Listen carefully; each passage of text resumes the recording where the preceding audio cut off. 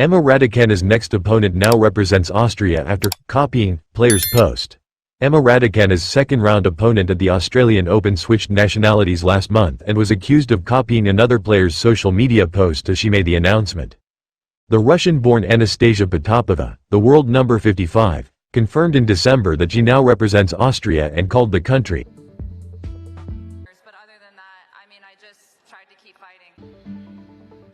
a place I love, incredibly welcoming and a place where I feel totally at home.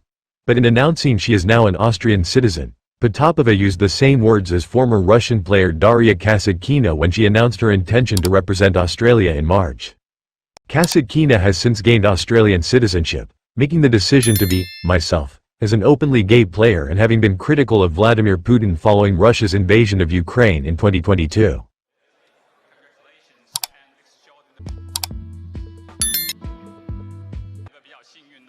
Potapova was asked about the similarities between her statement and Kasatkina's after her opening win at the Australian Open and replied, "Well, I don't find anything wrong with that because you cannot say it in a better way.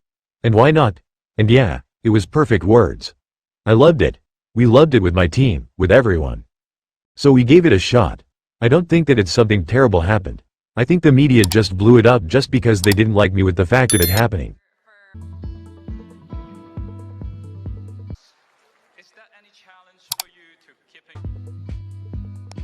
I mean, who cares about posts, right?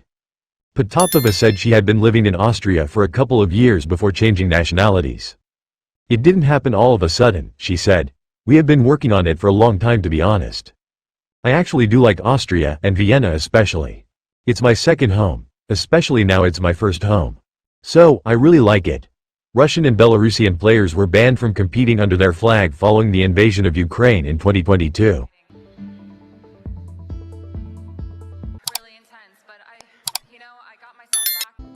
Potapova, who has a career high ranking of 21, was criticized during the Indian Wells tournament in 2023 when she wore a Spartak Moscow football shirt during a practice session.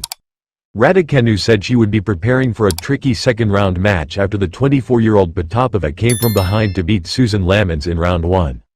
"She's been very high-ranked. I remember watching Anastasia all through juniors. Number 1 Tennis Europe Juniors, ITF.